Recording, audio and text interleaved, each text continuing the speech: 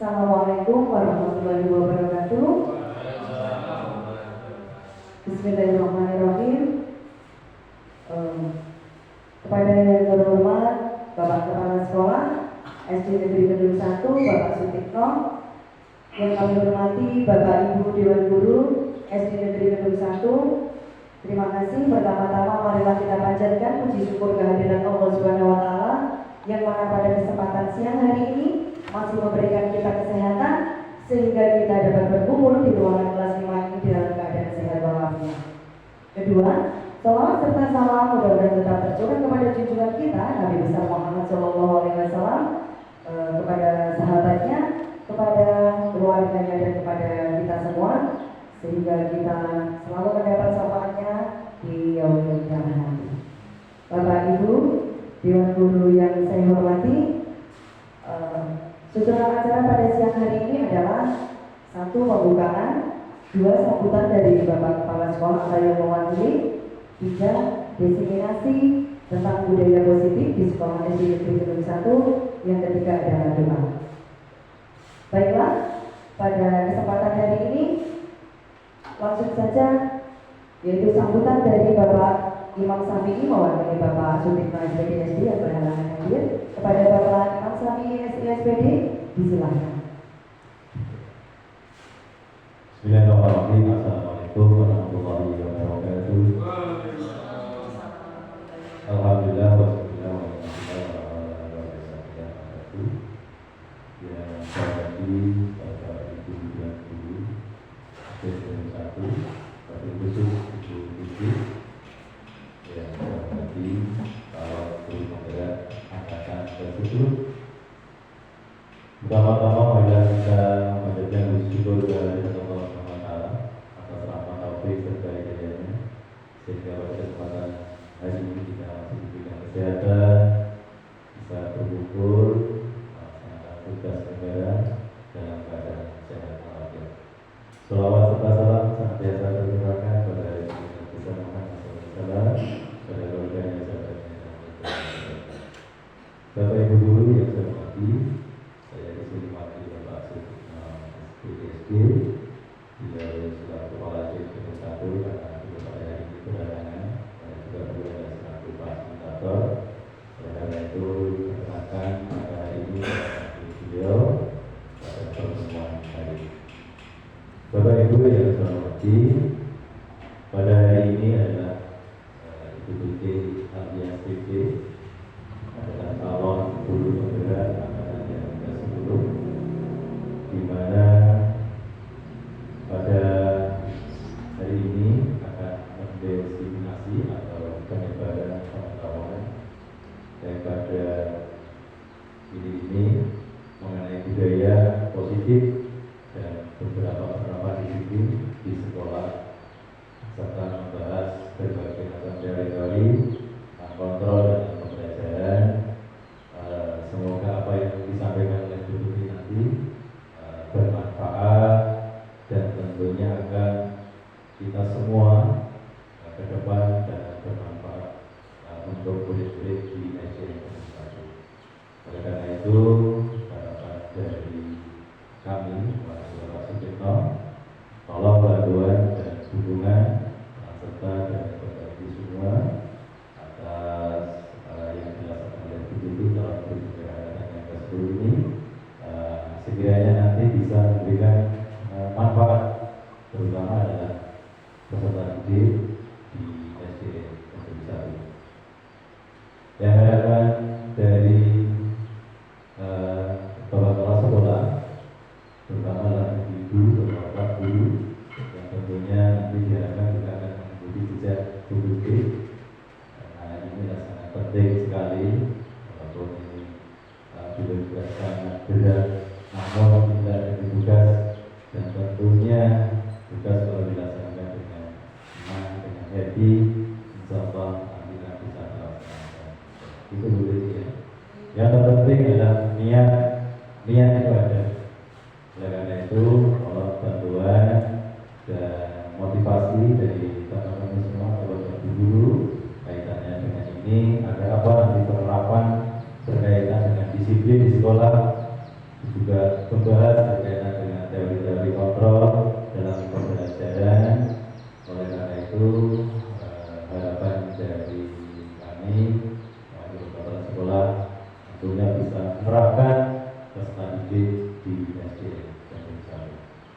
Saya rasa itu Bapak Ibu guru semua yang bisa saya sampaikan. Mudah-mudahan kita semua diberikan kesehatan, khusus untuk ikuti alias SPG yang tentunya banyak tugas-tugasnya, tentunya juga harus membutuhkan waktu dan pikiran, tenaga, pokoknya semuanya ya. Yang penting tetap semangat, jangan sampai kendor. Ini sudah tidak jadi tengah-tengah, oleh karena itu tetap semangat.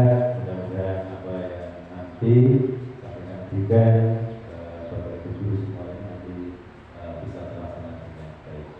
Saya rasa itu dari saya yang bisa saya sampaikan. Mudah-mudahan sekali lagi tetap semangat, tetap happy, tetap berkolaborasi dengan Bapak Ibu guru agar nanti semua keinginan dan bisa tercapai.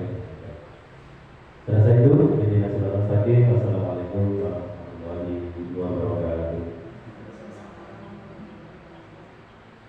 Terima kasih disampaikan kepada Bapak Imam Syafi'i SDSPD atas semua pertemuannya pada siang hari ini, dan saya juga berharap kepada teman-teman untuk kedepannya menjadikan semua kiranya sudi untuk mengikuti program unggulan dari pemerintah pendidikan dan riset dan teknologi ini, mengikuti program guru penggerak pada angkatan-angkatan berikutnya.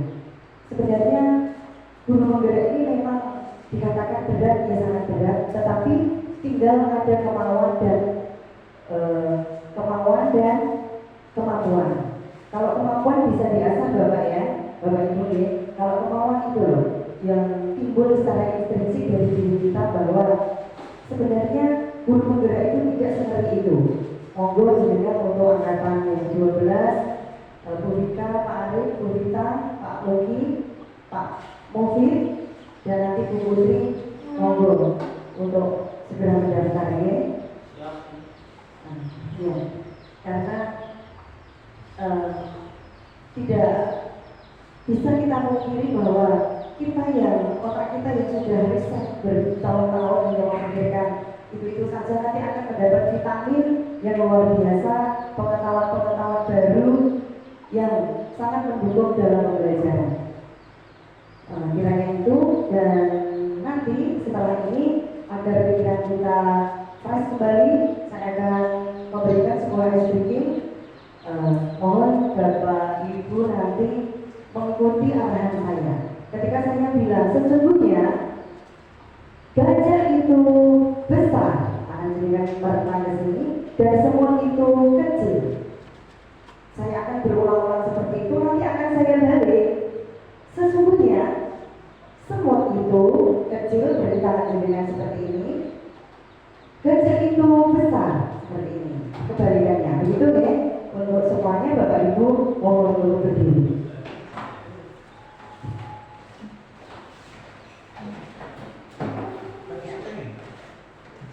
Untuk ice breaking kita hari ini, mohon untuk tepuk semangat terlebih dahulu. Tepuk semangat. Semangat.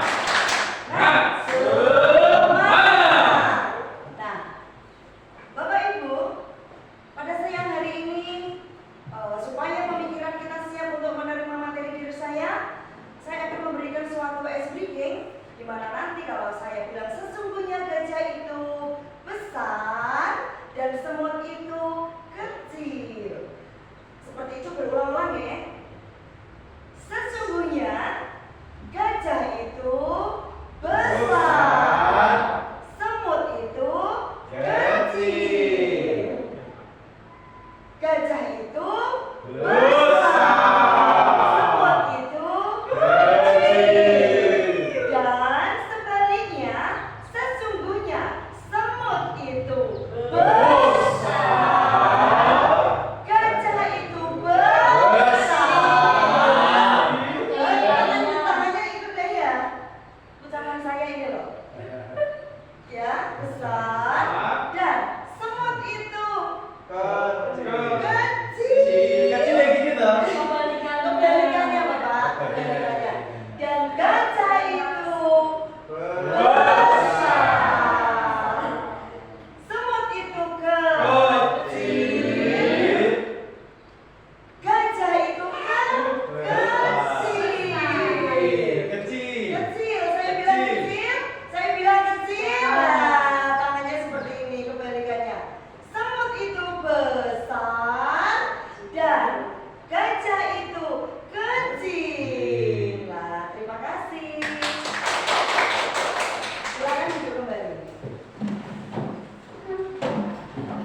terima kasih Bapak Ibu guru sekalian yang pada siang hari ini telah hadir di ruangan ini untuk mengikuti diseminasi tentang budaya positif.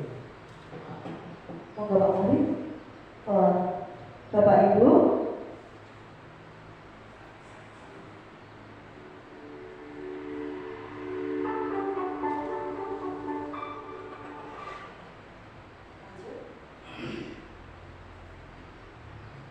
Bapak Ibu, seperti yang kita tampakkan di layar, beliau ini adalah Bapak Ki Hajar Dewantara, yaitu seorang tokoh pendidikan di mana beliau ini telah menciptakan beberapa filosofi yang sampai saat ini masih dipakai dalam dunia pendidikan dan tidak akan surut masanya.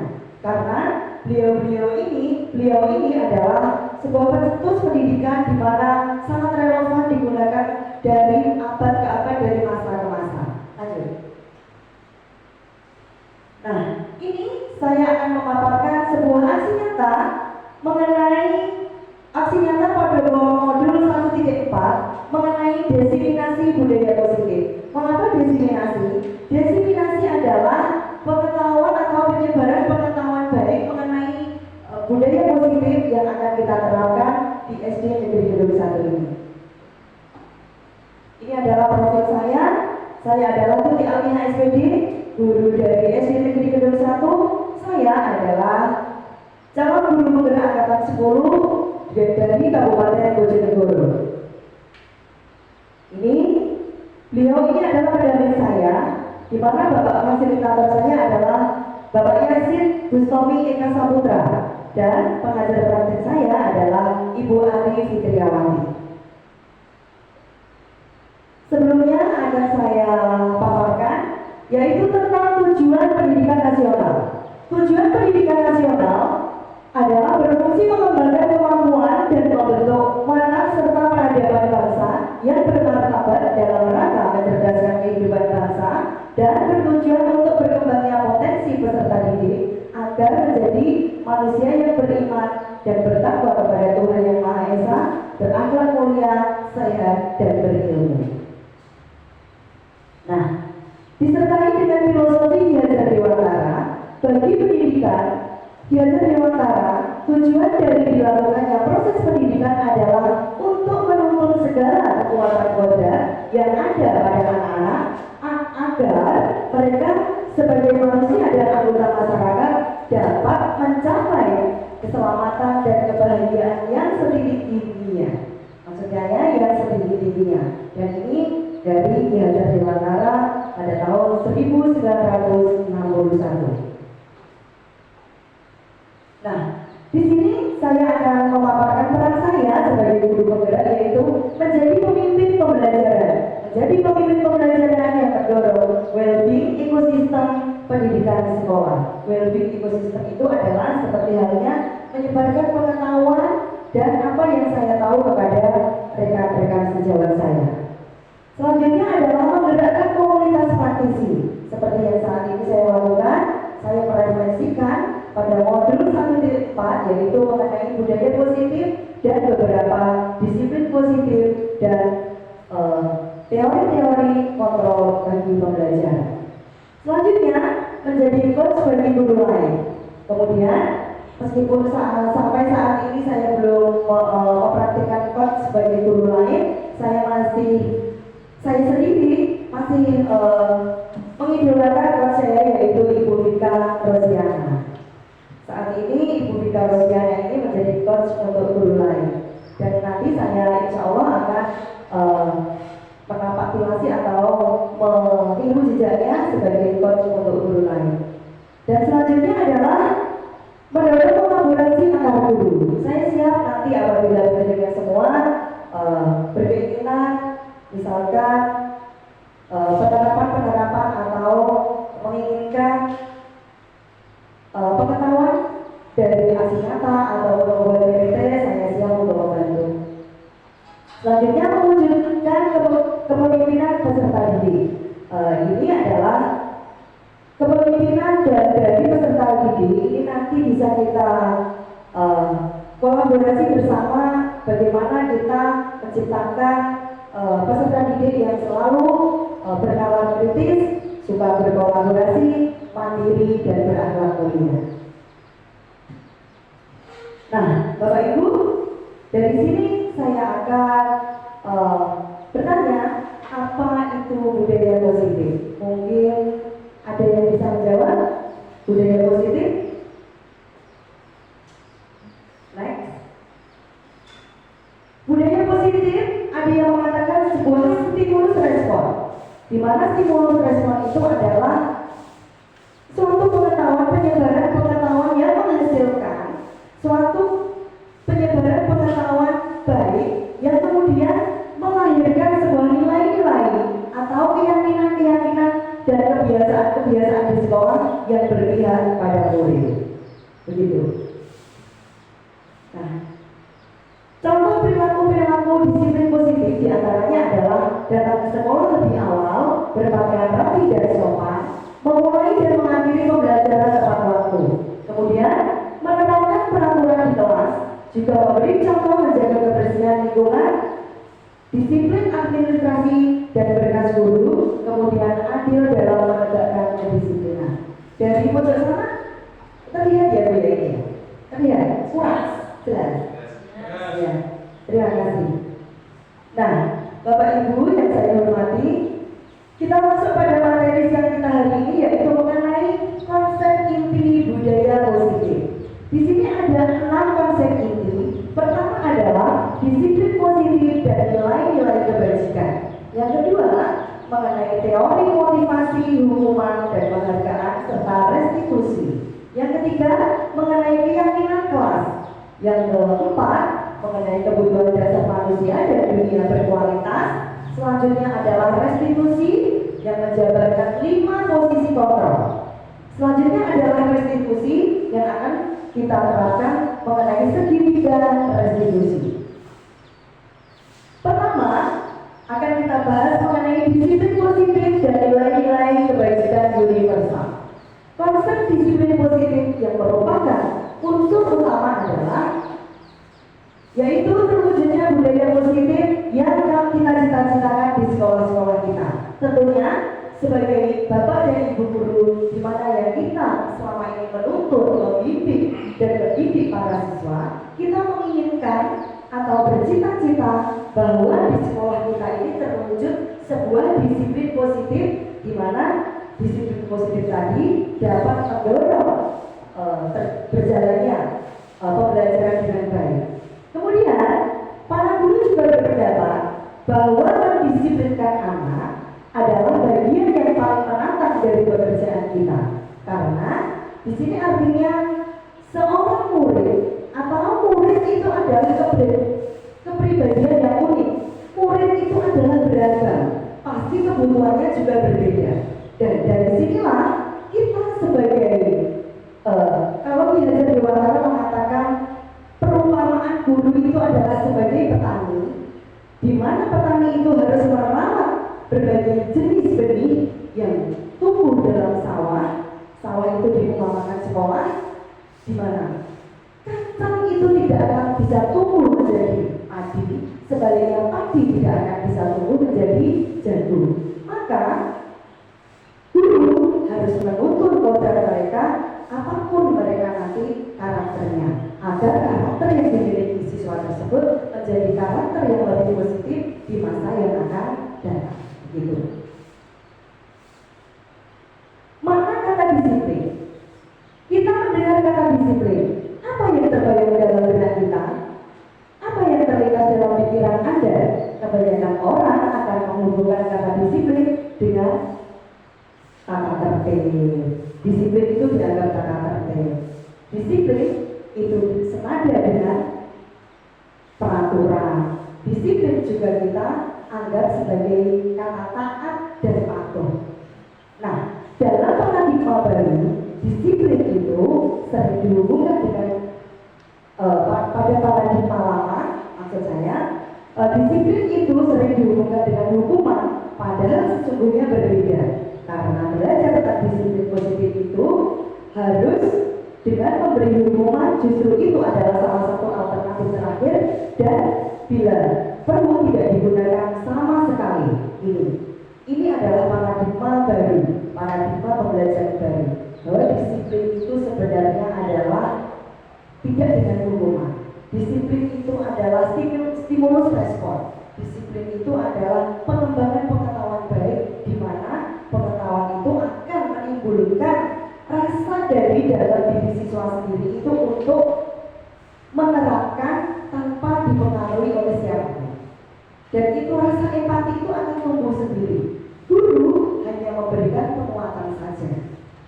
Nah, selanjutnya adalah budaya kita. Mana kata disiplin di mana ini menjadi sesuatu yang dilakukan seseorang pada orang lain untuk mendapatkan kepatuhan. Kita cenderung menghubungkan kata disiplin dengan ketidaknyamanan. Bapak Ibu guru yang saya hormati, bagaimana seseorang bisa berubah dari paradigma stimulus respon pada pendekatan teori kontrol?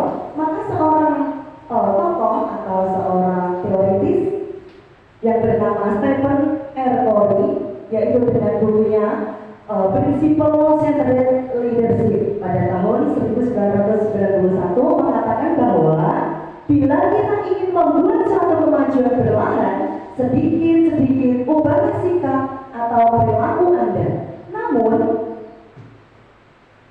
bila Anda ingin mencapai atau memperbaiki cara-cara utama kita, maka kita perlu mengubah tentang manusia, ubah paradigma Anda, skema pemahaman dan penjelasan aspek-aspek tentu tentang realitas.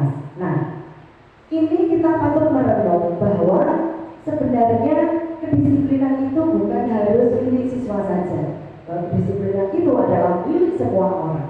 Maka sebelum kita menanamkan, kita selalu mengevaluasi diri kita apakah kita sudah disiplin atau belum. Nah, di sini ada sebuah teori seperti yang terpampang pada layar proyeksi ini. Ada teori stimulus respon dan ada teori kontrol. Di mana teori respon, stimulus respon yaitu realitas atau kebutuhan kita sama, tetapi menurut teori kontrol, realitas kita berbeda. Semua orang melihat hal yang sama. Setiap orang memiliki gambaran yang berbeda. Ini tentunya kita nanti dapat membedakan bahwa kita mencoba mengubah orang agar pandangan sama dengan kita. Ini menurut stimulus respon. Tetapi dalam teori kontrol, semua perilaku memiliki tujuan. Kita berusaha memahami pandangan orang lain tentang dunia. Berarti kita memberi pandangan seseorang itu lebih luas lagi. Selanjutnya, perilaku buruk terlihat sebagai suatu kesalahan. Namun, dalam teori kontrol, semua perilaku mempunyai tujuan. Kemudian, orang lain bisa mengontrol saya, tetapi dalam teori kontrol, hanya Anda yang bisa mengontrol diri Anda sendiri. Ini realitanya adalah seperti itu, bahwa tidak ada yang bisa mengontrol diri kita kecuali diri kita sendiri. Kalaupun ada kontrol dari orang lain, itu hanya berbentuk eksternal. Yang paling utama, yang paling penting adalah kita sendiri yang bisa mengontrol diri kita. Selanjutnya adalah saya bisa mengontrol orang lain. Anda tidak bisa mengontrol orang lain. Sesungguhnya kita ini tidak bisa mengontrol orang lain. Hanya diri kita sendiri yang bisa mengontrol diri kita. Selanjutnya adalah pemaksaan Anda pada saat kunjungan gagal. Nah, berkolaborasi dan konsensus menciptakan pilihan-pilihan baru. Pada paradigma baru, sebuah kegagalan itu bukan buntu, tetapi ada alternatif baru. Jadi kita kalau misalkan menemui suatu kegagalan, jangan berhenti. Kita tumbuhkan lagi bagaimana kita bisa mencapai suatu pilihan-pilihan baru yang masih bisa menghasilkan apa yang kita tuju. Selanjutnya adalah model berpikir menang atau kalah. Tetapi pada teori kontrol, model berpikir menang. Bapak Ibu, selanjutnya kita menuju pada nilai-nilai kebajikan universal. Di sini kita akan ditunjukkan banyak sekali kalimat-kalimat kebajikan yang nanti akan kita berikan kepada anak-anak kita. Yang paling utama adalah profil pelajar Pancasila. Profil pelajar Pancasila ini mempunyai 6 dimensi, yaitu bertakwa kepada Tuhan Yang Maha Esa dan berakhlak mulia. Kemudian ada kemandirian atau bersikap mandiri. Selanjutnya adalah anak selalu diajari untuk berpikir bernalar kritis, berpikir kritis. Nah, menyambut dunia global, maka kita harus menerapkan atau kita harus mengajarkan suatu kebinekaan global. Kemudian kita tetap memberikan pengetahuan dan menanamkan sikap gotong royong sebagai budaya adat ketimuran atau bangsa Indonesia. Yang terakhir adalah kreatif. Nah, kreatif ini penting karena skill, sekali lagi skill itu nanti akan mengajarkan kita atau akan menunjukkan kita bahwa hanya skill kekreatifan itu nanti yang akan bisa mengantarkan kita kepada suatu keberhasilan. Nah, sikap murid yang perlu dalam nilai-nilai kebajikan ini adalah mempunyai rasa toleransi, mempunyai rasa hormat, mempunyai rasa integritas yang tinggi, dan mempunyai rasa mandiri tanpa bergantung dengan orang lain, kemudian saling menghargai sesama teman, dan antusias untuk mendapatkan ilmu atau antusias untuk mencapai apa yang dicita-citakan. Ini juga saya cantumkan 9 pilar karakter atau Indonesian Heritage Foundation atau IHF. Cinta Tuhan dan segenap ciptaannya, mandirian dan bertanggung jawab, kejujuran, amanah diplomatis, dermawan, suka menolong dan gotong royong. Selanjutnya adalah percaya diri, kreatif dan bekerja keras, pemimpinan dan keadilan, baik hati, baik dan rendah diri, kemudian toleransi, kedamaian dan kesatuan. Ada juga petunjuk seumur hidup dalam keterampilan hidup. Di sini keterampilan hidup dapat dipercaya, lurus hati, pendengar yang aktif, tidak merendahkan orang lain, memberikan yang terbaik dari diri. Nah, teman-temanku sekalian, ada Bapak Ibu guru yang saya hormati, banyak sekali kumpulan-kumpulan kalimat-kalimat kebajikan yang sekiranya kita sangat perlu kita berikan kepada anak-anak kita. Tentunya adalah rasa empati yang tinggi, kemudian suara hati, kontrol diri untuk mengontrol emosi, kemudian rasa hormat kepada orang lain, selalu menanamkan kebaikan, selalu bersikap toleransi kepada sesama, dan kemudian selalu menjunjung keadilan. Selanjutnya yang kedua adalah kita akan masuk kepada teori motivasi, hukuman, dan penghargaan. Seorang ilmuwan, Diane Goshen, dalam bukunya Restrukturing School Discipline mengatakan ada 3 motivasi perilaku manusia. Ini yang pertama adalah untuk menghindari ketidaknyamanan atau hukuman. Teori ini adalah tingkat terendah dari motivasi perilaku manusia. Biasanya orang yang motivasi perilakunya untuk menghindari hukuman atau ketidaknyamanan akan bertanya, apa yang akan terjadi bila saya tidak melakukan?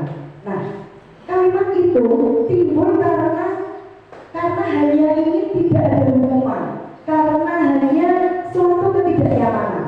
Sebenarnya mereka sedang menghindari permasalahan yang mungkin muncul dan berpengaruh pada mereka secara fisik, secara psikologis, maupun tidak terpenuhi kebutuhan mereka.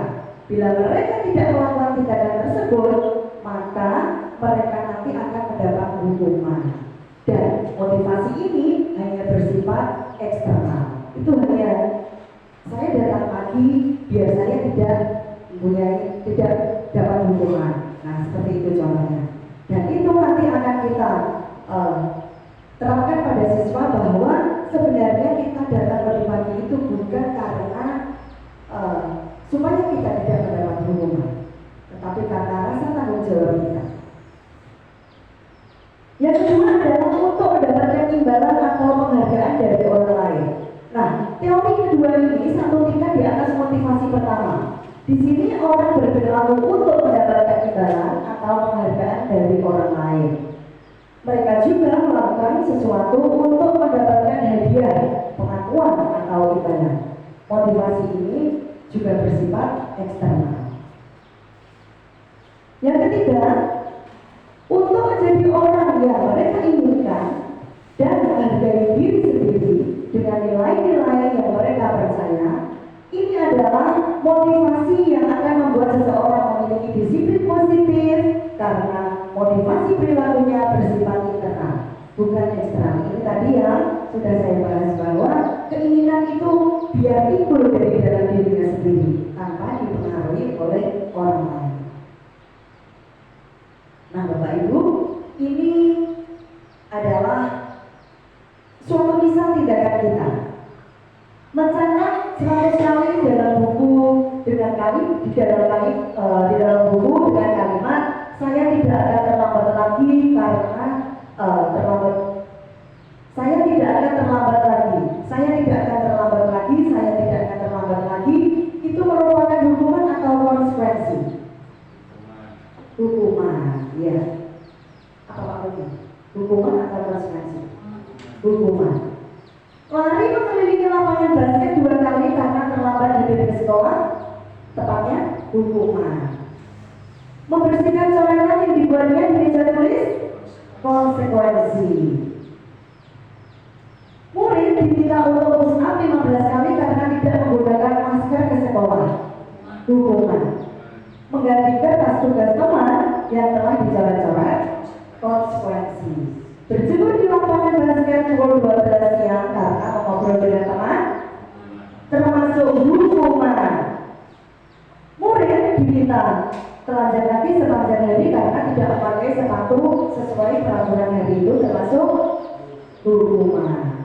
Nah, Bapak Ibu yang saya hormati, tentunya dari sini, dari teori kontrol ini, kita dapat membedakan apa itu termasuk hukuman, apa itu termasuk konsekuensi. Tindakan kita yang termasuk hukuman itu adalah suatu imbalan atas apa yang kita sudah lakukan dari pelanggaran tersebut. Tetapi konsekuensi itu adalah suatu bentuk pertanggungjawaban atas apa yang telah kita lakukan. Begitu. Dan hukuman ini ada yang bersifat dari teori ini, ada yang bersifat psikologis, ada yang bersifat verbal. Gitu. Nah, kita dihadapkan pada keyakinan kelas. Mengapa keyakinan kelas? Mengapa tidak peraturan kelas saja? Dan mengapa adanya keyakinan kelas penting untuk terbentuknya sebuah budaya positif? Bagaimana mewujudkan sebuah keyakinan kelas yang efektif? Mengapa tidak keyakinan kelas? Mengapa harus keyakinan kelas? Mengapa peraturan kelas? Ini jawabnya adalah kalau keyakinan itu adalah suatu nilai-nilai kebajikan yang sudah dituangkan dalam surat pendapat, kemudian disetujui oleh semua anggota kelas, dan keyakinan-keyakinan kelas ini sudah mencakup semua peraturan-peraturan yang akan diberikan di dalam sebuah kelas. Tetapi dalam keyakinan ini penting sekali terbentuk budaya positif karena keyakinan kelas ini terbentuk karena sudah disepakati oleh anggota kelas, ditandatangani dan dilakukan bersama oleh guru dan anggota kelas. Keyakinan kelas memiliki peran yang lebih kuat dalam memotivasi perilaku positif. Ini karena keyakinan kelas berdasarkan pada nilai-nilai universal seperti keselamatan dan kesehatan yang diakui secara luas oleh semua orang tanpa memandang latar belakang, budaya, agama, atau bahasa. Nah, ini pentingnya keyakinan kelas.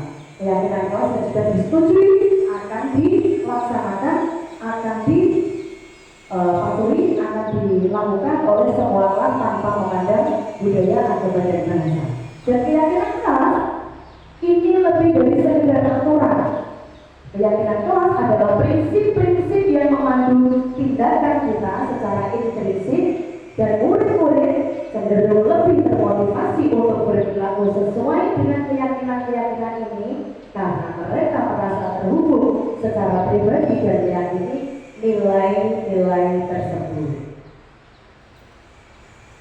Bapak Ibu yang kami hormati serta teman-temanku yang berbahagia, nilai-nilai kebajikan bahwa menekankan pada nilai seseorang akan lebih memotivasi seseorang dari dalam. Seseorang akan lebih segera dan bersemangat untuk menjalankan keyakinannya daripada hanya sekedar mengikuti serangkaian peraturan tertulis tanpa makna. Nah, inilah kehebatan dari keyakinan kelas. Keyakinan kelas itu adalah sudah mencakup semua peraturan-peraturan dan lebih lunak karena di dalamnya ada nilai-nilai kebajikan yang tertulis dengan penuh makna. Murid-murid pun demikian, mereka perlu mendengarkan dan memahami arti sesungguhnya tentang peraturan-peraturan yang diberikan. Nah, apa nilai-nilai kebajikan di balik peraturan tersebut harus kita jelaskan. Bahwa nilai-nilai atau keyakinan, nilai-nilai yang terkandung dalam keyakinan kelas itu tidak hanya peraturan saja, tetapi sesuatu yang sudah kita sepakati harus kita lakukan, harus kita laksanakan sesuai dengan kesadaran kita. Tujuan utamanya adalah menjadi tidak tertarik atau takut sehingga hanya sekedar mengikuti serangkaian peraturan-peraturan yang mengatur mereka tanpa memahami tujuan mulianya. Ini apabila sebuah peraturan otomatis berbeda dengan keyakinan tersebut. Kalau peraturan itu hanya terpampang, kemudian tanpa disetujui, mereka sudah tahu, sudah dipampang di dinding, tanpa mereka memahami curah pendapatnya dulu, tanpa mereka mencurahkan pendapatnya dan disetujui bersama. Bapak Ibu guru yang saya hormati, selanjutnya adalah kita masuk pada kebutuhan dasar manusia dan dunia berkualitas. Maka kita sadari bahwa murid-murid atau manusia itu mempunyai 5 kebutuhan dasar manusia, yaitu yang pertama adalah kebutuhan bertahan hidup, yang kedua kebutuhan kasih sayang dan rasa diterima atau kebutuhan untuk diterima dalam kelompoknya, yang ketiga adalah kebebasan, yaitu kebutuhan akan pilihan. Biasanya kebutuhan yang ketiga ini mulai nampak pada usia pubertas. Pada usia pubertas mereka akan menentukan pilihannya. Yang keempat adalah kesenangan. Jadi jadikan semua jangan heran bila siswa kita itu kadang-kadang unik, kadang-kadang tanpa kita sadari mereka mempunyai kesenangan yang tanpa kita tahu. Biasanya kita bertanya-tanya kenapa seperti itu. Biasanya kita terangkan, yaitu bermain-main rambut atau dia itu mengkail-kail tangannya seperti ini. Itu merupakan bagian dari kebutuhan mereka. Nah, selanjutnya adalah penguasaan kebutuhan pengakuan atas kemampuannya. Dari 5 kebutuhan ini perlu kita kupas bahwa sesungguhnya kebutuhan bertahan hidup itu adalah selanjutnya kebutuhan bertahan hidup. Kebutuhan bertahan hidup ini adalah survival, kebutuhan yang bersifat psikologis untuk bertahan hidup, misalkan adalah kesehatan, misalkan adalah rumah, makanan, itu seperti itu adalah kebutuhan bertahan hidup, atau biasanya kita menyebutnya adalah kebutuhan primer, kebutuhan yang paling pokok, kebutuhan utama. Selanjutnya adalah kebutuhan kasih sayang dan rasa diterima. Kebutuhan ini untuk diterima artinya pada kelompoknya. Misalkan ada seorang anak yang ketika kita mengajar mereka hanya bermain-main sendiri, mereka hanya menulis-nulis sendiri. Itu adalah bagian dari kebutuhan. Mereka ingin kasih sayang, mereka cari perhatian dengan cara ketika kita jelaskan, mereka bermain-main, cari perhatian, supaya mereka ditegur, supaya mereka didekati oleh guru, dan mereka nanti akan mendapatkan perhatian yang khusus, biasanya dipanggil. Saya juga punya murid yang seperti itu, tapi sejauh ini tidak over begitu, masih dalam tahap biasa-biasa saja. Kebutuhan ini adalah kebutuhan psikologis, kebutuhan untuk disayang dan diterima, meliputi kebutuhan akan hubungan dan koneksi sosial, kebutuhan untuk memberi dan menerima kasih sayang, dan kebutuhan merasa bagian dari suatu kelompok. Nah, Bapak Ibu, kembali kepada kebutuhan pertama, yaitu kebutuhan yang pertama, yaitu kebutuhan bertahan hidup. Untuk seusia kita, kalau kebutuhan bertahan hidup itu adalah meliputi hubungan, misalkan ya ini suatu contoh adalah hubungan dengan sesama jenis, bereproduksi, itu juga bertahan hidup. Karena suatu ketika kita itu akan tergantikan dengan generasi-generasi yang baru. Kita kembali ke kebutuhan kedua. Nah, Bapak Ibu, kita perlu sangat memperhatikan kebutuhan kasih sayang dan rasa diterima untuk suatu kelas atau khususnya murid-murid kita. Kita jangan menjudge bahwa mereka itu nakal. Kita jangan menjudge mereka itu mogok, tetapi pada dasarnya menurut Ki Hajar Dewantara, mereka adalah perlu perhatian khusus dari kita. Mereka perlu kita tuntut, mereka perlu kita tumbuhkan motivasi-motivasinya dengan beragam seperti tadi, dengan cara memberi kasih sayang sebagai bentuk bahwa atas mencari perhatiannya itu nanti akan menghasilkan suatu perhatian dari guru yang lebih dari teman-temannya. Suatu misal mereka akan dipanggil namanya, mereka akan dipanggil ke depan, itu merupakan bentuk kebutuhan kasih sayang. Selanjutnya, nah, kebutuhan yang ketiga yaitu penguasaan kebutuhan atas kebutuhan pengakuan atas kemampuannya. Kebutuhan ini berhubungan dengan kekuatannya untuk mencapai sesuatu, menjadi kompeten, menjadi terampil, diakui atas prestasi dan keterampilan kita, didengarkan dan memiliki rasa harga diri. Nah, biasanya ini adalah dimiliki oleh anak-anak yang mempunyai intelek tinggi. Mereka mempunyai rasa harga diri. Mereka ini diakui. Biasanya seseorang ini, bila Bapak Ibu guru menawarkan siapa yang ingin menjadi ketua kelas, mereka langsung menunjuk tangan. Nah, itu menunjukkan bahwa mereka itu mempunyai rasa penguasaan, mereka itu mampu.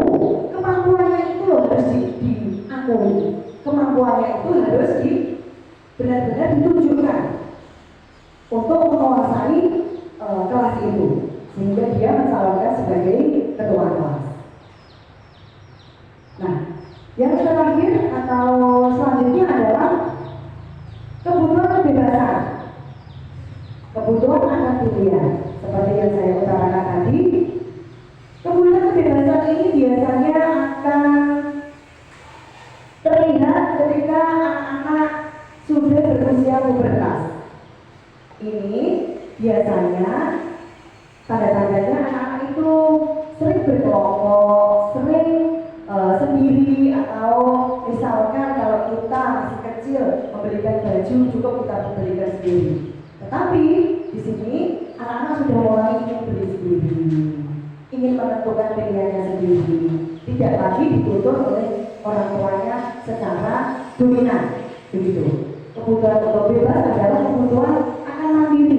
Mereka merasa sudah mampu menentukan pilihannya. Nah, ini terlihat, saya sudah mulai melihat ini pada kelas 6. Kelas 6 ini sudah ada ke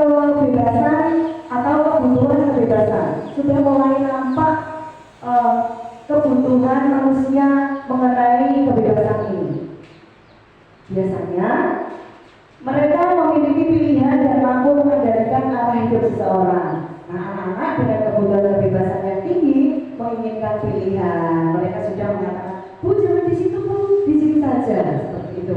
Misalkan, Bu jangan lagu itu Bu, nanti lagu perpisahannya lagu ini saja. Mereka sudah menunjukkan sikap kebebasannya. Mereka juga perlu banyak bergerak, suka mencoba-coba, tidak terlalu terpengaruh orang lain dan senang mencoba hal baru dan menarik. Ini adalah definisi kebutuhan kebebasan.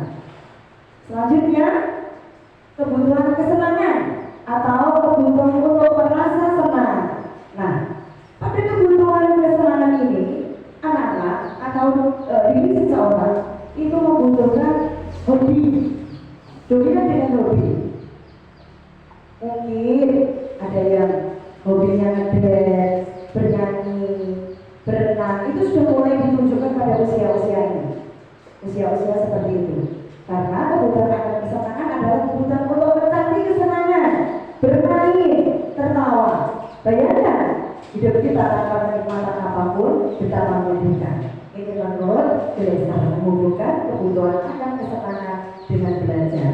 Nah, kita dapat menyertakan bagi siswa-siswa kita yang sudah mulai jenuh dalam belajar, kita bisa menghadirkan atau menyematkan sebuah permainan yang mengarah pada materi pembelajaran. Tidak hanya monoton, kita berikan materi saja, tetapi mereka harus kita sematkan permainan kecil-kecil supaya mereka tidak jenuh ketika kita menerima pelajaran. Nah, Bapak Ibu, kita akan masuk pada 5 posisi kontrol. 5 posisi kontrol ini yang pertama adalah penghukum, pembuat anak merasa bersalah, pemantau, dan manajer. Patut kita merenungi apakah selama ini yang kita terapkan pada anak itu kita sebagai apa? Apakah kita sebagai penghukum, ataukah kita sebagai pembuat rasa bersalah, ataukah kita sudah memantau mereka, atau justru kita sudah menjadi manajer untuk mereka? Selanjutnya, penghukum. Teori penghukum ini adalah seseorang atau seorang penghukum bisa menggunakan hukuman fisik maupun verbal. Nah, orang-orang yang menjalankan posisi penghukum senantiasa mengatakan bahwa sekolah memerlukan sistem atau alat yang dapat lebih menekankan murid-murid lebih dalam lagi. Misalkan, ini dicontohkan, patuhi aturan saya, kalau tidak, awas, gitu. Atau kita, ya Allah kan selalu membuat salah saja. Atau misalkan pasti selalu yang terakhir selesai kamu ya. Gitu. Ini adalah kalimat-kalimat contoh penghukum. Selanjutnya, pembuat rasa bersalah. Ini lebih halus, tetapi sangat menyentuh perasaan siswa atau murid yang kita hadapi. Pada posisi ini, biasanya guru akan bersuara lebih lembut. Pembuat rasa bersalah akan menggunakan kehendak yang membuat orang lain merasa tidak nyaman, bersalah, atau rendah diri. Biasanya ini tidak terucap dengan kalimat saja. Biasanya kalau misalkan anak itu sering melakukan kesalahan, biasanya kita hanya memandang. Kita pandang dalam seperti itu. Nah, anak-anak sudah merasa bersalah. Misalkan kita contohkan pada ibu sangat kecewa sekali dengan kamu. Berapa kali kamu harus memberitahu? Berapa kali bapak ibu harus memberitahu kamu ya? Gimana coba kalau orang tua kamu tahu kamu itu berbuat begini? Gitu. Selanjutnya, teman. Nah ini posisi guru pada posisi teman ini tidak akan menyakiti murid, namun akan tetap berupaya mengontrol murid melalui persuasi. Dan guru di posisi teman menggunakan hubungan baik dan humor untuk mengalir seseorang. Nah ini saya melihat Pak Luki ini biasanya selalu menggunakan teori teman untuk menerapkan posisi kontrol. Nah, ini saya sangat salut kepada Pak Luki. Ya, Pak Luki sebagai guru PJOK, saya mengamatinya sejak mungkin hampir 2 bulan. Memang Pak Luki ini saya diam-diam saya buat penelitian. Pak Luki ini menerapkan posisi teman. Ya, anak-anak itu salah, tetapi cara menegurnya beliau ini menggunakan posisi teman, sehingga anak-anak itu nyaman memperbaikinya tanpa mereka merasa dimarahi, gitu.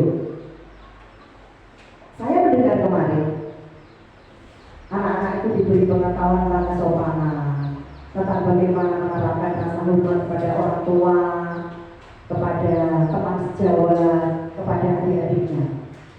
Saya dengarkan dari dalam kantor, misalkan ada beberapa kalimat begini, ayo bersekolah demi bapak ya, kamu harus mau, kamu tuh jangan nakal di luar sana, gitu.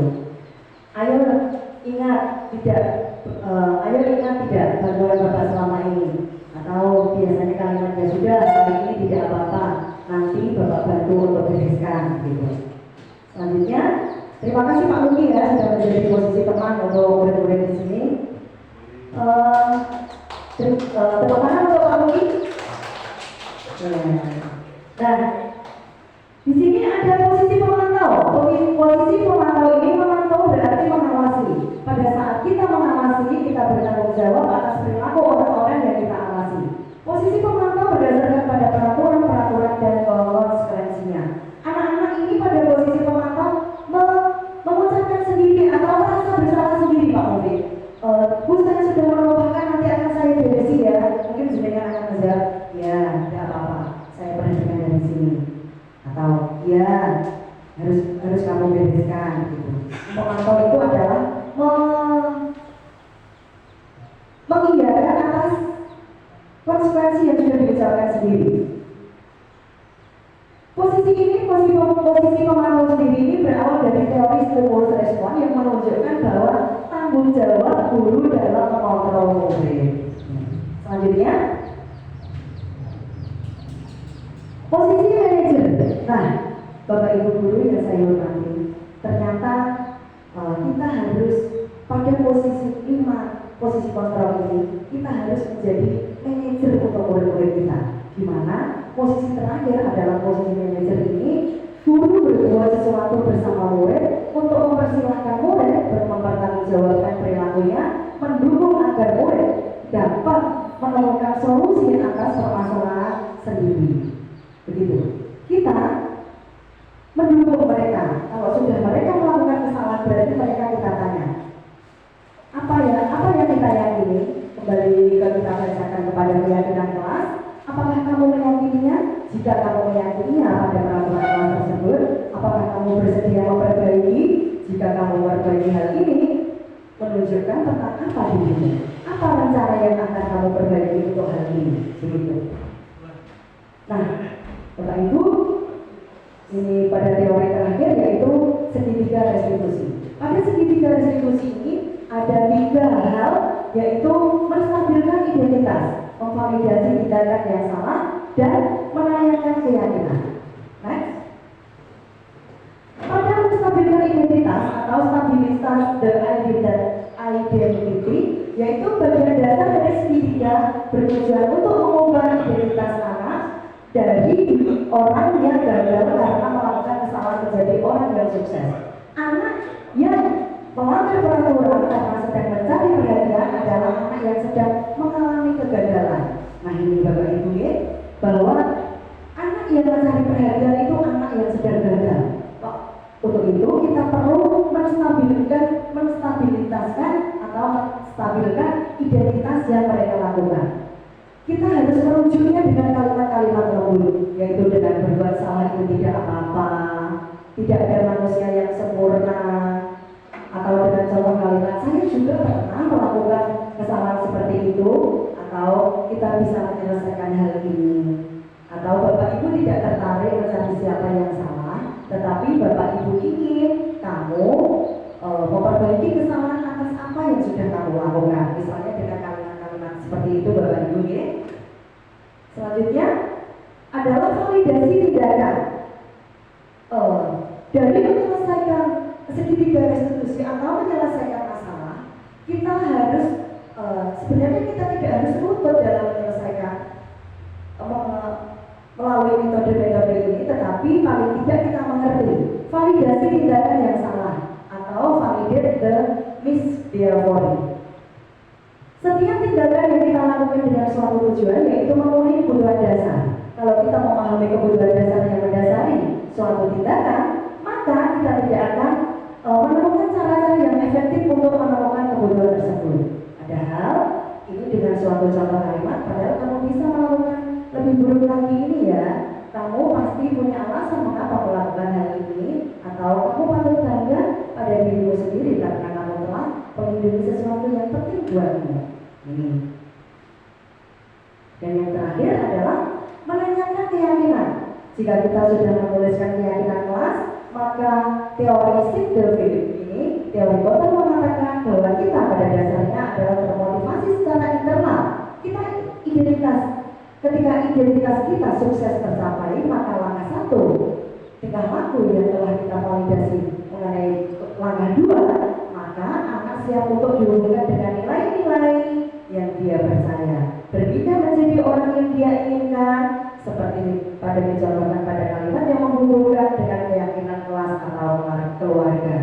Apa yang kita percaya sebagai kelas atau keluarga, atau apa nilai-nilai umum yang kita telah sepakati pada nilai keyakinan, kita tanyakan seperti itu. Atau kita bisa menanyakan apa bayangan kita mengenai keyakinan kelas yang ideal. Nah, Bapak Ibu, terima kasih pada siang hari ini sudah melakukan diseminasi bersama saya mengenai budaya positif yang harus kita terapkan pada murid-murid kita di SD Negeri Kedung Sari. Sebagai refleksinya, dari sekian materi atau 6 konsep inti, saya ingin menanyakan kepada Ibu Tika Rosiana apa yang jenengan tahu mengenai budaya positif atau disiplin positif. Terima kasih. Budaya positif adalah stimulus respon yang melahirkan nilai-nilai, keyakinan-keyakinan, dan kebiasaan-kebiasaan yang berpihak pada murid. Sangat luar biasa. Tepuk tangan untuk Ibu Tika Rosiana yang telah menjawab dengan bagus mengenai disiplin positif. Dan selanjutnya, bagaimana menurut Anda kebutuhan dasar manusia? Mungkin nanti Pak Luki bisa menjawabnya mengenai kebutuhan dasar manusia. Ya, untuk kebutuhan dasar manusia yang pertama yaitu kebutuhan bertahan hidup, kebutuhan kasih sayang dan merasa diterima. Selanjutnya kebebasan yaitu kebutuhan akan pilihan. Yang keempat kesenangan, kebutuhan untuk merasa senang. Yang terakhir yaitu penguasaan, kebutuhan pengakuan atas kemampuan orang tersebut. Terima kasih. Terima kasih kepada Bapak Ibu. Bapak Ibu guru yang saya hormati, demikian adalah sesi diseminasi budaya positif dari saya, Tuti Amelia, JGB Angkatan 10 dari SD Negeri Kedung 1, Kabupaten Bojonegoro. Terima kasih atas perhatiannya, dan sebelum kita mengakhiri, marilah kita ucapkan alhamdulillah bersama.